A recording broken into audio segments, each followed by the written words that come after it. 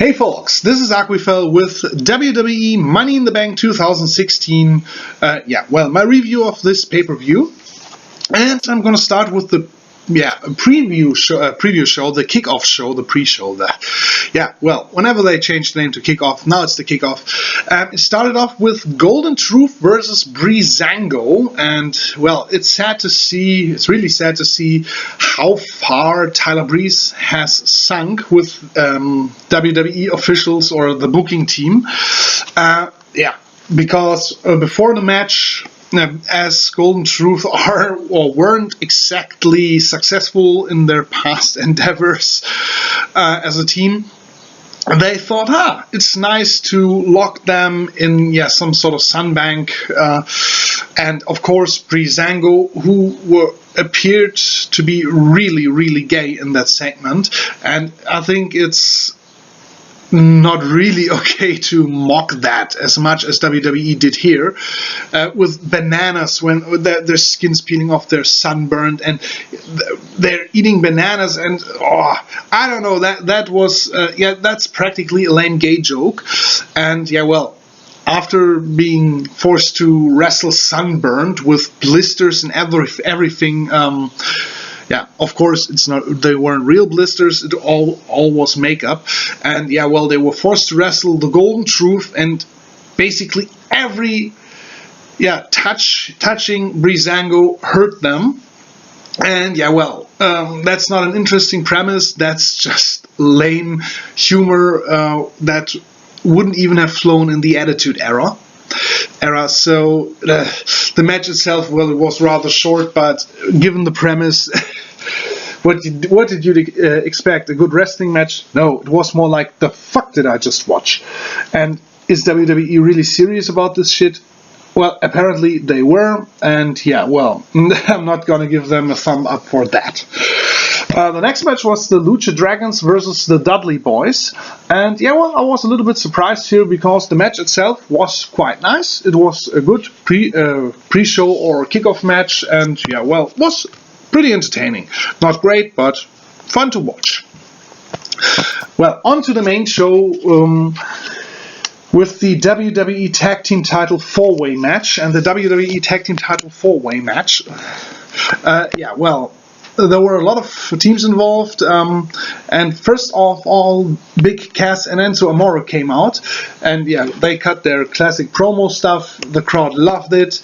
Enzo's ring gear was more a declaration of war than any word he could have ever said, but maybe that's part of why we like him.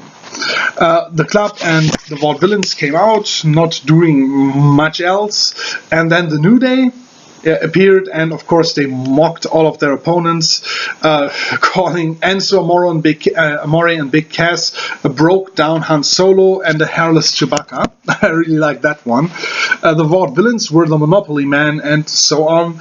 And that's why the New Day are as entertaining as they are, and why the crowd loves them. Though I still think Big Cass and Enzo Amore are even more over than the New Day. Maybe because they're way fresher. Anyway, the match itself was pretty chaotic all throughout the match. And still it was fast-paced, wild action. It was fun to watch, but there were a few screw-ups that really hurt the match. First of all, Enzo and Big Cass would have won the match because the ref counted to 3. Whether it was him making a mistake with the count, which I hope he didn't, or Luke Gallows practically forgetting that he was supposed to break up the pin. I don't know, that one really, it killed. You could literally see the crowd losing interest in the match at that moment, because it was like, what the fuck? Oh, damn. It's hard to keep the suspension of disbelief. Stuff like that happens, and all involved people pretend like the pin was broke up.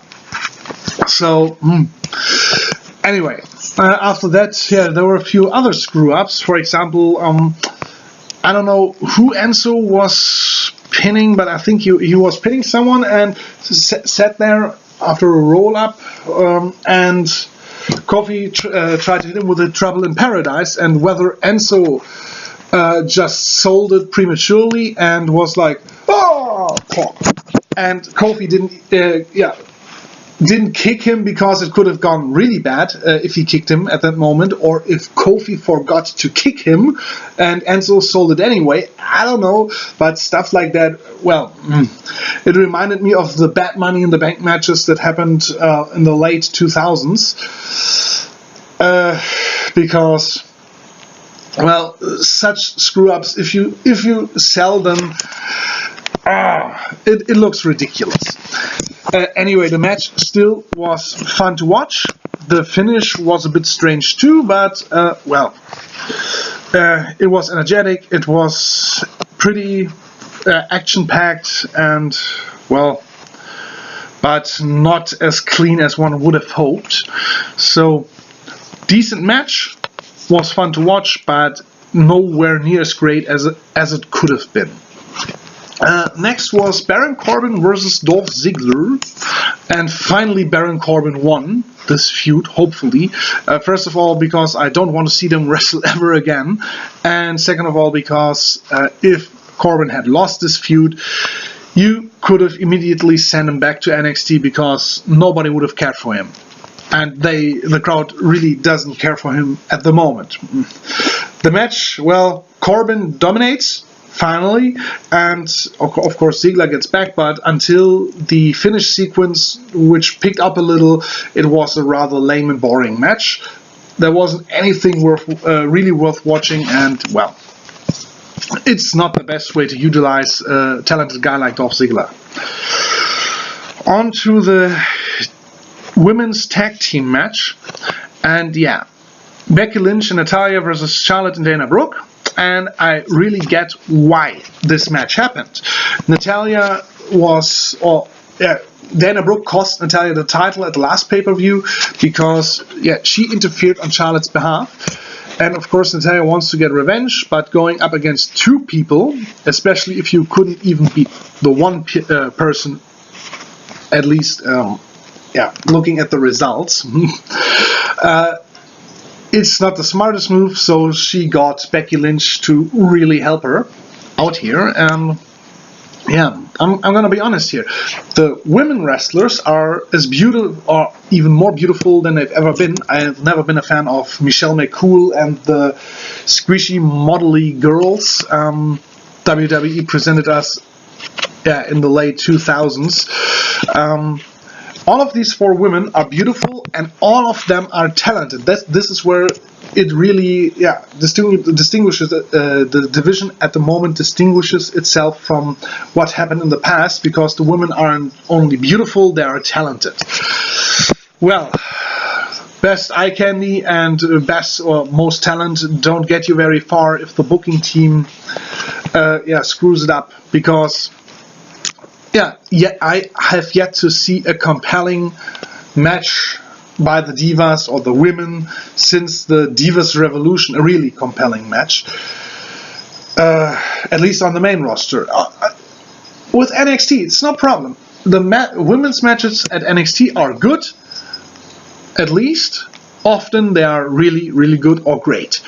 On the main roster, the same gals who wrestle circles around the guys in NXT don't deliver. I don't think it's their fault, it's booking's fault. Because, I mean, come on, you give them 7 minutes, and in 7 minutes they can't really play the feud. They can't really tell the story behind it. And if Becky Lynch is shoved into Natalya afterwards, or in the end of the match, and boink, heads clunking together, and the 1, 2, 3, that was it. I mean, come on.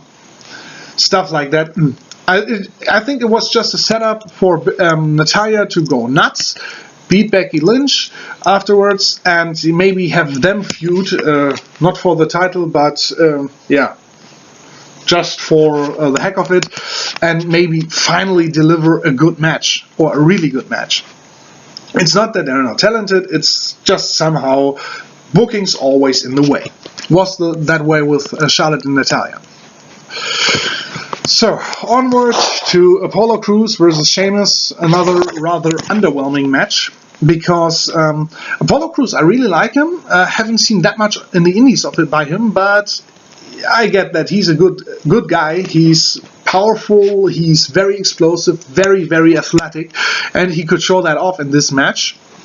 And yeah, his first big pay-per-view match was more or less like a showcase for him against Sheamus.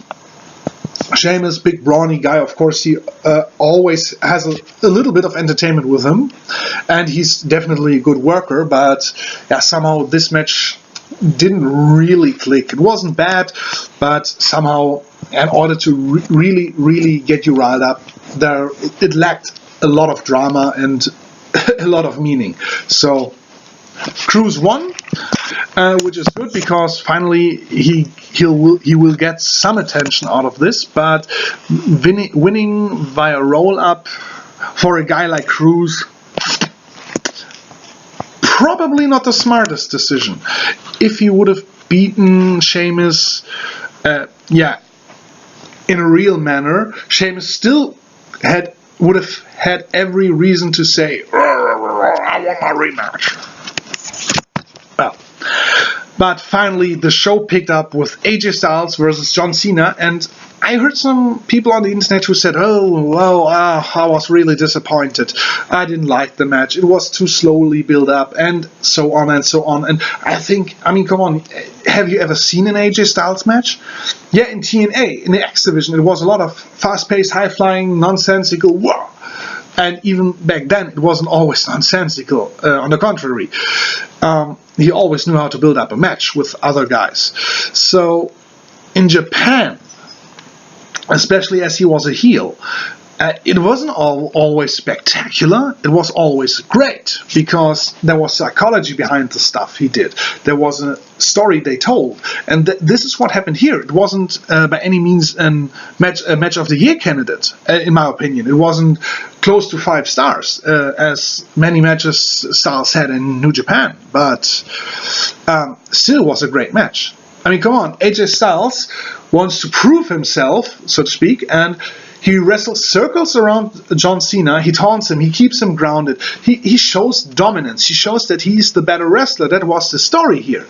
Of course, he's not doing hoopy-floopy, high-flying, and only spectacular stuff, because that is not what he wants to prove. He doesn't want to prove that he's a great high flyer. He wants to prove that he is a better wrestler than John Cena. And he did that. He definitely did that. And of course, if you do the high-flying stuff, powerful guy like John Cena, he just catches you and throws you around. That's fucking stupid, doing only high-flying stuff against John Cena. We have seen it often enough that he just catches a guy. So I really don't get the hate for the match, because AJ Styles, what he does to Cena makes sense in terms of in-ring psychology, in terms of the storyline. And the crowd, the live crowd, really got it. They are so much in love with AJ Styles and so much in their love-hate relationship with John Cena, they really ate the whole match up. Whether they understood what was happening or not doesn't matter here. They got the match. And some internet people, who maybe they're just trolls, or had expectations that were completely unrealistic, because they probably never have seen an AJ Styles match in New Japan that was to build up rather slow and with more sense than just wild-paced action. So I gotta be honest here, it was a great match. Cena had the STF locked on AJ Styles. AJ Styles could break free. He countered an AA into a calf crusher. Nice counter. And it was a lot of back and forth. And if you want to criticize anything with this match, it would be more towards the end, because the finish sequence was, really thrilling. But it was a lot of big moves. It was more like, I want to hit you with a big move. Bam! 1, 2, no 3 count. And to a certain extent, that's how you really play the crowd, with the crowd's emotions, how you really build up drama. After a certain point, it's more or less like overkill. And this match had a little bit of overkill. So if you want to criticize anything, criticize that. Or the unnecessary ref bump in the end. and the club's interference on behalf of AJ Styles. He was out. He didn't get any of that, but in the end he won. And I think I didn't like that, but I think WWE had in mind that they wanted to have another match, and after this, why not? I mean, I would see that match or another match between those two any day of the week. And yeah, now Cena can say, "Hi, you promised you wouldn't you wouldn't need interference from the club. They interfered anyway, and yeah, you're such a great wrestler, but you still couldn't beat me cleanly." And AJ Styles could either say, "Hey, well, I didn't tell them to interfere. They just used the opportunity. I had nothing to do with it." Or he could be like, "Well, deal with it. Huh? It wasn't me who, or you had me in the AA and smashed the referee with my legs. It's not my fault. It's your fucking fault because you didn't have your surroundings really scouted." So this could go many ways, and those two aren't finished. And hopefully, I hope that AJ Styles wins this feud. But I don't get the hate some people show for this match. It wasn't underwhelming. It was a great match. Exclamation point. Anyway, on to the Money in the Bank match, and I'm going to go a little bit different here, or a different way here. The Money in the Bank ladder match. Every year it's the same. Some guy wins the Money in the Bank suitcase and gets an opportunity to cash in for a title match anytime he wants. Problem with that is often it's lousy or lame booking, lazy booking. It's lousy and it's lame, but yeah, most of all it's lazy booking. It's like, yeah, well, we have this great match build up, and we don't want to build up another feud after that. Really, think about it. So we give the Money in the Bank suitcase to some random heel who has a little bit of star power, and yeah, then he cashes in, and bam, we have a new feud. We're great. And yeah, that gets stale rather soon, and I've been an advocate for maybe putting this whole Money in the Bank stuff behind us, because yeah, often it's just lazy booking and not enthralling and great booking that really gets you riled up. And because many cash-ins are rather predictable, or the timing is bad that you think, yeah, of course, when was he supposed to cash in? He didn't have any time left to do so. And the problem with the Money in the Bank match is often they're just senseless spot fests with great spots and highly entertaining, but yeah, spot fests nonetheless. And there are always guys who you literally know they're not gonna win. I mean, come on, with Alberto Del Rio and Chris Jericho, we had those in this match too. But with Dean Ambrose, Cesaro, Kevin Owens, and Sami Zayn, it could have got any one of those four could have won the match, and everybody would have been happy. So that was great. And this match had another thing going for it. First of all, there were a lot of feuds between those guys who are involved. Before Money in the Bank. I mean, Cesaro, Owens, and Zayn feuded for the Intercontinental title beforehand. So there's a lot of history between all of those. Dean Ambrose had a history with Chris Jericho, with Kevin Owens, so with Alberto Del Rio, while he was helping out Roman Reigns against the League of Nations. Well, helping out as if Reigns needed the help with his kind of booking. But there was a lot of history here, and yeah, the match itself, well, I'll keep it rather short. It was probably one of the best, if not the best, Money in the Bank match of all time. Definitely the best in the last years, because the spots were spot on. The spots were spot on. The guys involved all had heat. The crowd was either for or against them, and they really showed that. There was a lot of drama in the end, not like the typical, now he hit a big spot, and now he's gonna win. it's obvious. No, they really had great drama build up, even though the clusterfuck Barney cuddle hour up there looked a little bit strange in the beginning, like the beginning of the finish sequence. So it was like all 6 guys are there up on ladders and around the title, and this is a clusterfuck, but it really worked, and some guys flew off, and then we had real drama in the end. It worked. It worked perfectly.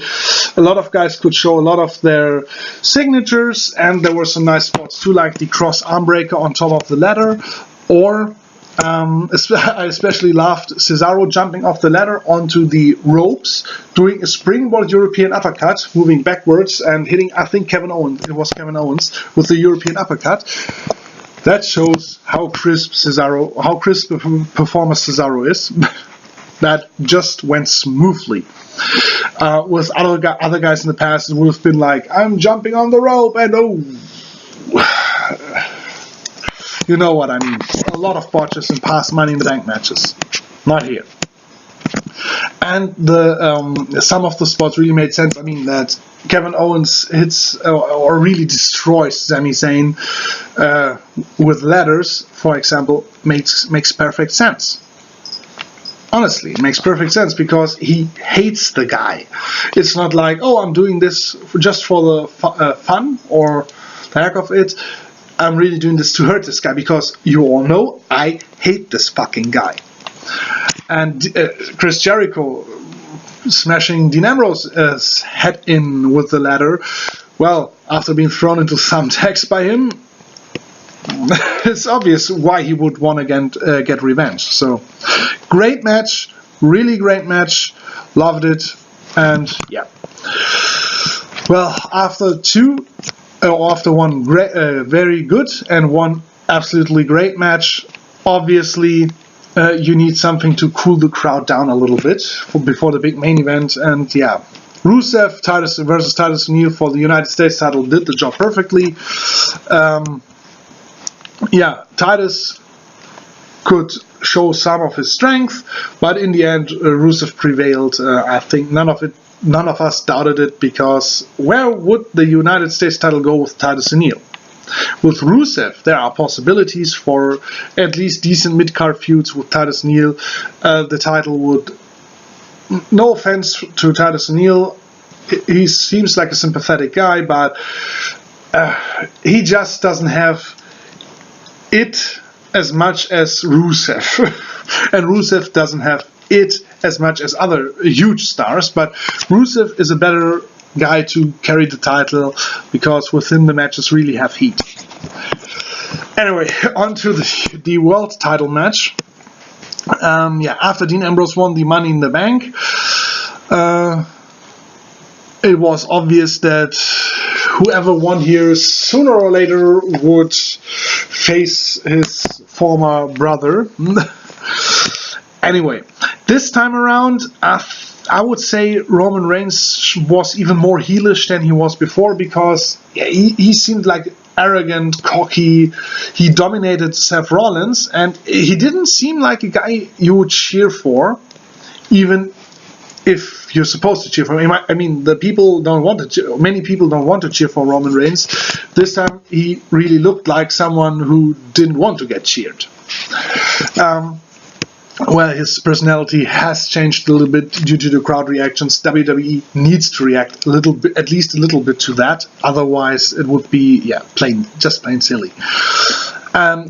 Anyway, Rollins showed a little bit more high flying than in his latest heel run before his injury, and somehow I got the impression it was Seth Rollins is the face and Roman Reigns is the heel during most of the match. Somehow I got that impression. It's pretty much back and forth action after Reigns dominated in the beginning, and we of course have a lot of drama, a lot of near falls, a lot of overkill in the end. Of course, we have another ref bump. It's talking about lazy booking. We don't know how to end this match without anybody looking weak. Oh, let's do a ref bump. That always works.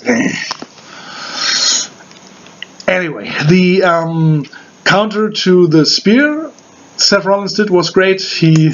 Reigns did the spear. Rollins just whoop, jump, had him in the pedigree, and bam, hits him with another pedigree, and yeah, that pretty much was it. Rollins beat Roman Reigns. Wouldn't have expected that. And yeah, then Dean Ambrose music hit. I mean, after Ambrose won, it was rather obvious that he either would say, hey, I'm a fair guy, I want to fight you guys in a fair way or fair manner. Let's have a triple threat match. No, he was like smart this time around. Yeah. The music played, Rollins was like, yeah, come on, I'm gonna get ya. And then from behind, Ambrose came, he was like, what the boink? Got hit with a briefcase, Ambrose cashed in, 1, 2, 3, he was the new champion. And something like that was bound to happen with Ambrose winning. And I think at Battleground we'll see a triple threat match between the 3 former Shield members. And yeah, that will be interesting to see what will happen there, because there's a lot of history and WWE would be dumb not to capitalize on the history of these three. So the match itself between Rollins and Reigns was pretty good, very good, highly entertaining. In my opinion, not as good as the Money in the Bank or the AJ Styles Cena match, but still great. Funny thing that WWE, they didn't win 3 hours. They didn't go 3 hours. They went 3.5 hours. Basically, the main event was in overtime. That's what you get when you decide to do 2 announced pre-show matches, as far as I understood it, and move them up to the main roster so you can have 2 other pre-show matches. But, well, with the network, they can do that. It's not like Halloween Havoc 1998. It was, I think, wasn't 1998, where suddenly the main event was cut off, or 1999. I don't really know. WCW late 90s was pure crap. So hopefully you'll tune in for the New Japan Pro Wrestling Dominion review. Apparently it wasn't held Monday morning or this morning, it was held Sunday morning. Time differences with Japan, I always get confused with that. With America I have it straight down, or England, but not with Japan. I'm always getting confused about that. So the review will follow later today or tomorrow. Well, hopefully you'll tune in. So long, yours Aquifal.